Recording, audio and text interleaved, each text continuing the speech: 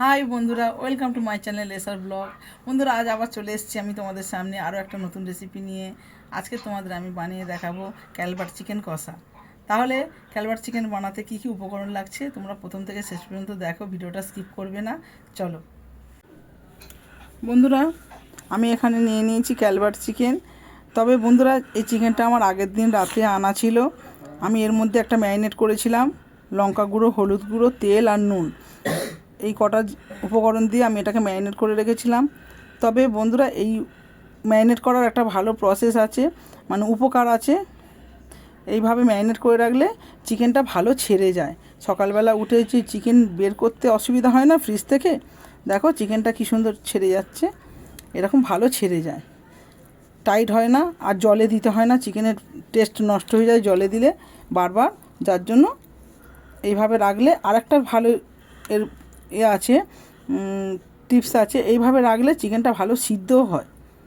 তাহলে আর এখানে আর কি কি লাগছে দেখে নাও। আর লাগছে পেঁয়াজ কুচি করে নিয়েছি, এখানে আদা আছে, রসুন আছে, কাঁচা লঙ্কা আর টমেটো। আর এখানে আলু টুকরো করে নিয়েছি। আর লাগছে গোটা ধনে, গোটা জিরে। আর এখানে লাগছে গোটা গরম মশলা, তেজপাতা, শুকনো লঙ্কা আর কিছুটা টক দই। তাহলে বন্ধুরা, এবার রেসিপিটা শুরু করব। প্রথমে আমি একটা ম্যারিনেট করব, তার জন্য একটু মশলা বানাবো। মশলাটা মিক্সিতে বেটে নেব। চলো, প্রথমে আমি মিক্সির মধ্যে দিয়ে দেবো আদার টুকরোগুলো দিয়ে দেবো, আর দেবো রসুন, আর দেবো কাঁচা লঙ্কা। মাংসটা একটু স্পাইসি হবে, যার জন্য লঙ্কাটা একটু বেশি দিয়েছি, আর ওখানেও 1 চামচের মতো লঙ্কা দিয়েছি। এইবারে দেব গোটা জিরে, আর এইবারে দেব গোটা ধনে। গোটা মশলার টেস্টই আলাদা। গুঁড়ো মশলা তো আমরা খাই সবসময়, কিন্তু একবার গোটা মশলা দিয়ে বানিয়ে দেখবে, এর স্বাদই আলাদা হয়। এবার আমি এটাকে বেটে নেব।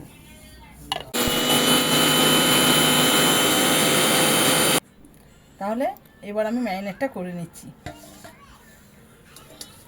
প্রথমে আমি চিকেনগুলো এর মধ্যে দিয়ে দেব।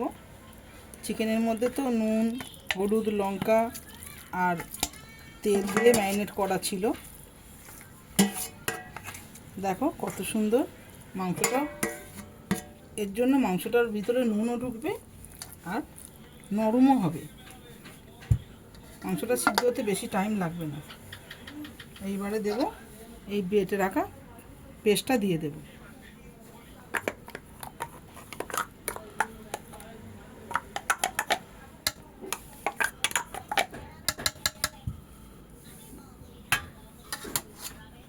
এইবারে দেবো পেঁয়াজ কুচি, এবারে দেবো টমেটো কুচি,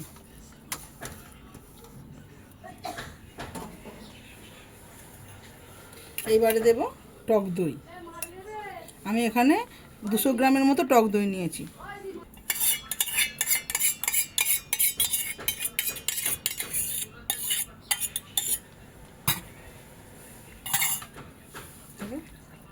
এইবারে এটাকে ভালো করে মেখে নিতে হবে। এইভাবে সুন্দর করে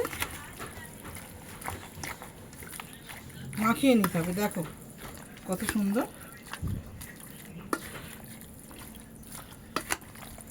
যারা ভাবে যে ক্যালবাট মুরগি খুব শক্ত, সিদ্ধ হয় না, কুকারে দিতে হয়, তারা ভুল ভাবে। একবার এইভাবে করে দেখবে। আগের দিন এনে একটু ম্যারিনেট করে ফ্রিজে রেখে দিলে মাংসের মধ্যে নুন, লঙ্কার যে ফ্লেভার, নুনের যে ফ্লেভার সব ঢুকে যাবে, আর সিদ্ধ হবে তাড়াতাড়ি।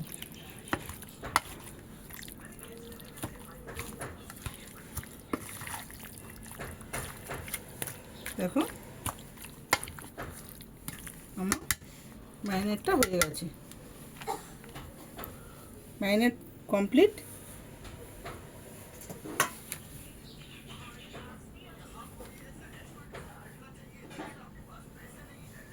তাহলে এবার রান্নাটা শুরু করব। চলো।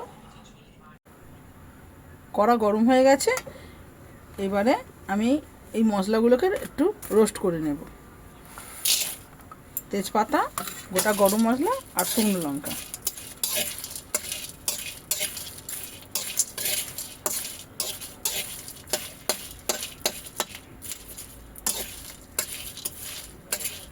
এইভাবে একটু রোস্ট করে নেব। দেখো বন্ধুরা, এটা আমার ড্রাই রোস্ট হয়ে গেছে। এটাকে আমি ঢেলে নেব।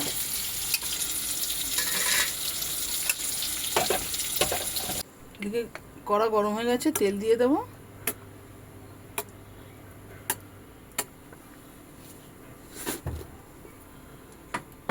দিয়ে এবার আলুগুলো ভেজে নেব।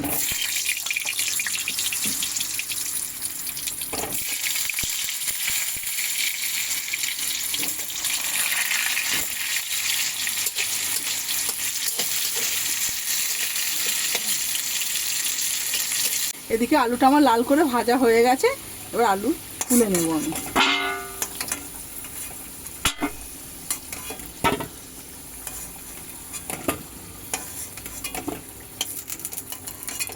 সুন্দর করে ভেজে নিয়েছি, দেখো সুন্দর করে কড়া করে ভেজে নিয়েছি।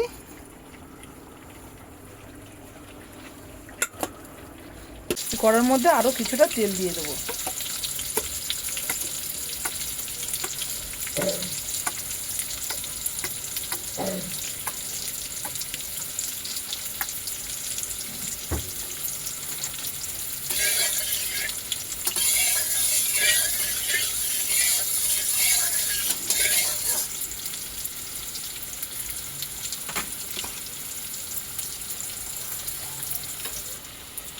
তেল গরম হয়ে গেছে। আমি চিকেনে কালার আসার জন্য একটু চিনি দেব।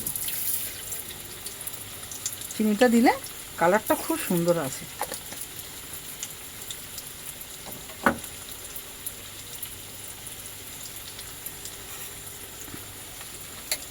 দেখো বন্ধুরা, চিনিটা পুরো লাল হয়ে ভেসে উঠবে।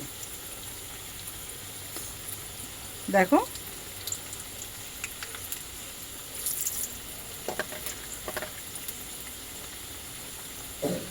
যখনই এই চিনিটা লাল হয়ে ভেসে উঠবে তখনই আমি দিয়ে দেবো। দেখো কত সুন্দর একটা কালার এসে গেছে অলরেডি।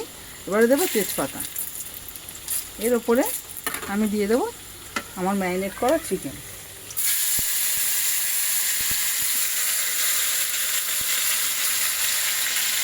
আগে থেকে ম্যারিনেট করা চিকেনটা দিয়ে দেবো।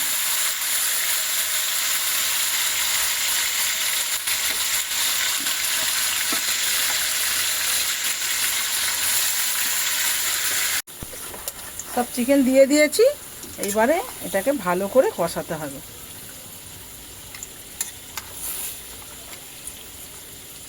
যতক্ষণ না তেল ছাড়বে এইভাবে ততক্ষণ কষাতে হবে। ক্যালবার মুরগি তো একটু টাইম লাগবে, তবে এটা কুকারের থেকে কড়াইতে করলে টেস্টটা বেশি হয় বন্ধুরা। আমি দুরকমভাবে করে দেখেছি, কুকারেও করেছি আর কড়াইতে করেছি। কড়াইতে যে স্বাদটা আসে কুকারে ওই স্বাদটা আসে না। তোমরা একটু ধৈর্য ধরে পারলে কড়াইতেই করি। এবার হতে দেব। দেখো বন্ধুরা, এইভাবে চিকেনটাকে কষাতে হবে। বেশ টাইম লাগবে অনেকটা। এইভাবে অনেকক্ষণ ধরে একটু কষাতে হবে। অনেকটা মাংস তো টাইম লাগবে। আমি এদিকে একটা মশলা বানিয়ে নেবো ততক্ষণ। যে মশলাটা রোস্ট করেছিলাম এই মশলাটা এবারে মিক্সিতে বেটে নেব।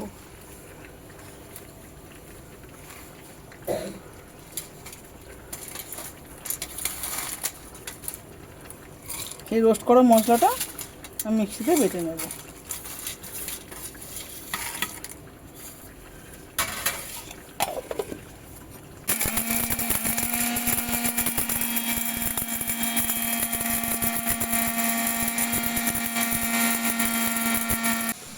পাউডারটা আমার হয়ে গেছে। দেখো দেখো বন্ধুরা, চিকেন থেকে কত জল ছেড়ে দিয়েছে। টক দই মাখানো ম্যারিনেট করা ছিল তো। আমি কিন্তু একদম জল দিইনি এর মধ্যে। আর মশলাও প্রায় গলে গেছে। পেঁয়াজ রসুন সব সুন্দরভাবে গলে গেছে। আমি আর জল দেবও না। আমি এর মধ্যে আলুগুলো দিয়ে দেবো, ভাজা আলুগুলো দিয়ে দেবো।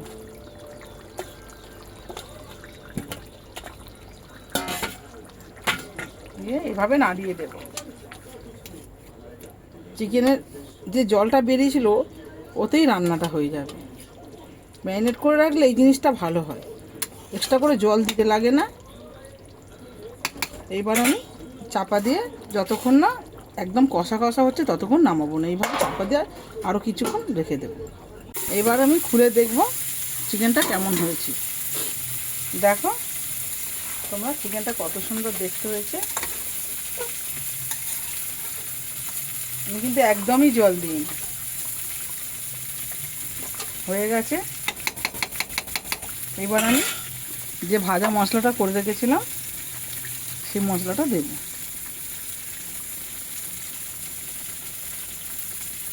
সেই মশলাটা 2 চামচের মতো দিয়ে দেবো। ব্যাস আমার কমপ্লিট চিকেন। এবার কিছুক্ষণ চাপা দিয়ে গ্যাস অফ করে দেবো।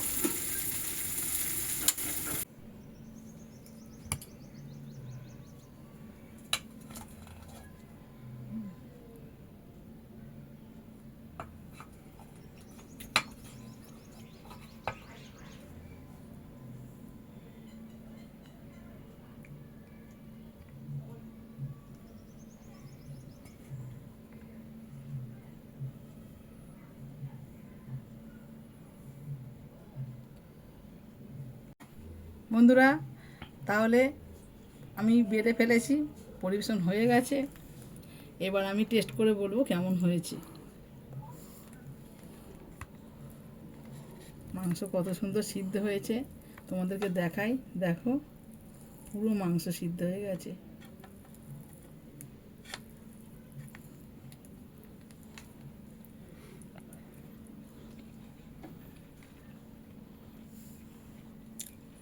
একদম অন্যরকম, খুব সুন্দর, অসাধারণ এক কথা।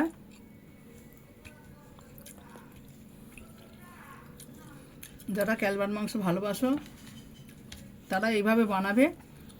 আর অনেক আছে মুরগির মাংস খেতে চাও না, মানে চিকেনটাকে অনেকে অপছন্দ করে, বলে ভালো লাগে না, খাসির মাংস খেতে পছন্দ করে, তাদের জন্য এটা একদম বেস্ট। খুব সুন্দর হয়েছে। আর মাংসটা একদম সিদ্ধ হয়েছে, সলিড মাংস। আমি দেখাচ্ছি কিরম সিদ্ধ হয়েছে। এইভাবে আগের দিন সামান্য কিছু দিয়ে উপকরণ দিয়ে ম্যারিনেট করে রাখলে মাংসটা এইভাবে সিদ্ধ হয়ে যায়।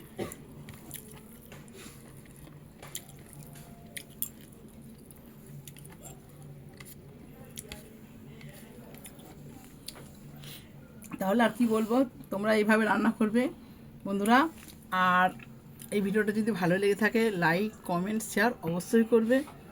আর চ্যানেলে নতুন হলে চ্যানেলটাকে সাবস্ক্রাইব করবে, এইভাবে আমার পাশে থাকবে। তাহলে দেখা হচ্ছে পরের ভিডিও। Tata bye.